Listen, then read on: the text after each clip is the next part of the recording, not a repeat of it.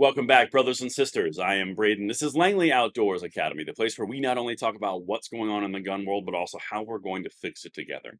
And the content that I'm going to walk through with you right now is something that I think needs to be addressed because I am picking up a lot of concern from our side of the aisle, from gun rights advocates, from conservatives in general, anyone who does not want the tyranny of a communistic Kamala Harris in office.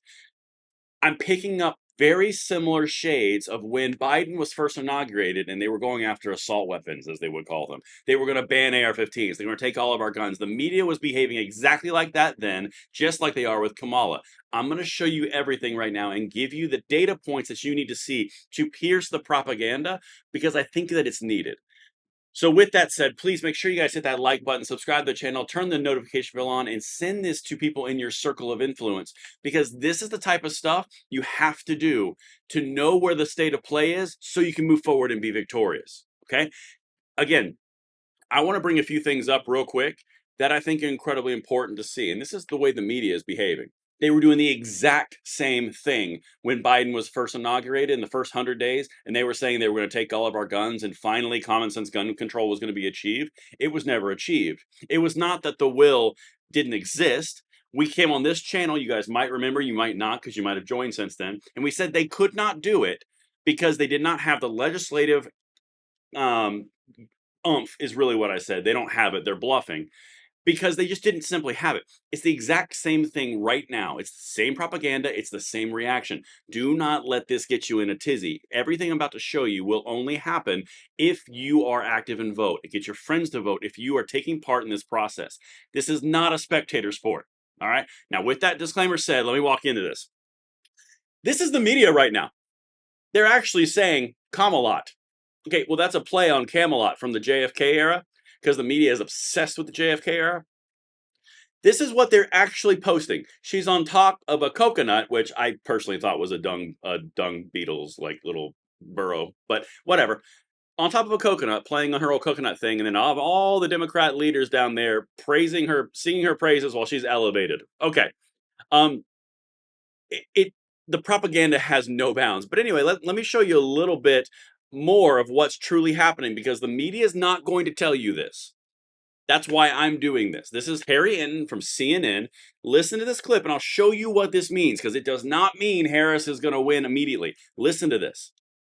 The Democrats are suffering from low enthusiasm, so enthusiastic about voting. So this is Democrats for Biden or Harris. Look at this. Back in February, just 62% of Democrats said they were enthusiastic about voting for Joe Biden. Look at this now. Woof. Up to 88% now say that they are enthusiastic about voting for Kamala Harris. That is a huge jump. That is a 26-point jump. Look at Trump during the same stretch. Republicans for Trump. It was 80% in February. Look, it's still fairly high at 82%. But compared to February, where Trump had this 18-point advantage, now we see Harris with a 6-point advantage. It's definitely for Democrats. Game on. They are very enthusiastic. We see it in the money being raised. We see it in the volunteer signups. And now we're seeing in the polling as well. Yeah, and they're Excuse me. Let me tell you what that means. Biden did not even have the full support of the Democrats. You know that. We know that. We talked about it.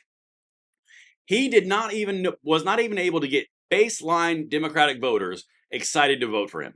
They weren't even voting for him at all. Now, Kamala Harris comes in, the media does a full-on 7-day propaganda speech, and it literally bounces back to 88%. Do you understand that all they're highlighting is Biden's failures, not Kamala Harris's successes? It is now 88% motivated to vote for Kamala Harris. Great, those are Democrats. Now, that does mean that the Republicans are going to have to motivate their base to vote as well. 82% versus 88. But I got news for you guys, and this is the part where we start deconstructing their little political narrative. 88% of Democrats doesn't mean much when it comes to the actual swing states, which determines who's actually going to have the presidency, okay? Understand that while they are propping up, oh my God, look at this huge gap that she just recovered. She recovered it back to sub-norm levels. Okay, they're not telling you that, but they are going to tell you there's a massive jump. Wow. All right. Now let me keep on going to the right because again, this is all part of the narrative that we have to deconstruct. This is from Interactive Polls. As of about an hour ago, the money betting odds, like the money placing odds, says Donald Trump is going to win 61 to 37. Now, this is conjecture. This is nothing concrete. Again, none of this will happen without you voting. You have to do it. You just do. But this is something that people are putting their money on. Okay, 61-37. That's anecdotal. Let's continue. If I go over here to Charlie Kirk's website, to his tweet, and this is linked from Decision Desk headquarters, he says that the Kamala momentum is hype is fake. Nationally, zero bump for Kamala. 5 out of 8 swing states, zero bump. Now, as you can see there, of all the swing states that they're talking about, nationally, there was no bump. Nothing changed. Because remember, you have to get the independents. You don't have to get your base. Your base is like the bottom level entry point. Trump already had his base. Now, Kamala has the Democrat base. The independents are now what's going to be fought for. It just normalized to a normal presidential race. But these people would have you guys think that this is the second coming of Barack Obama, and that's not what this is. We haven't even started the attack ads or the debates or any of the other things that have come out or the dying off of momentum, which is going to happen after the honeymoon period. All right, that's what we're talking about from all those states. Now, let me show you one more thing. Again, this is all meant to give you a realistic expectation of what's happening, not the propaganda filter which you're being force fed. All right. This is from Decision Desk headquarters, polling average update 2024 presidential from Arizona. Donald Trump 51% plus 6.4%.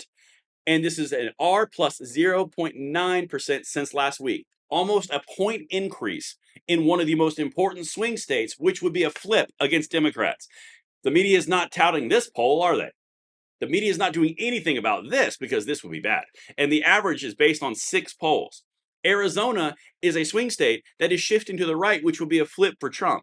All the other swing states are still maintaining thorough, solid red advantages.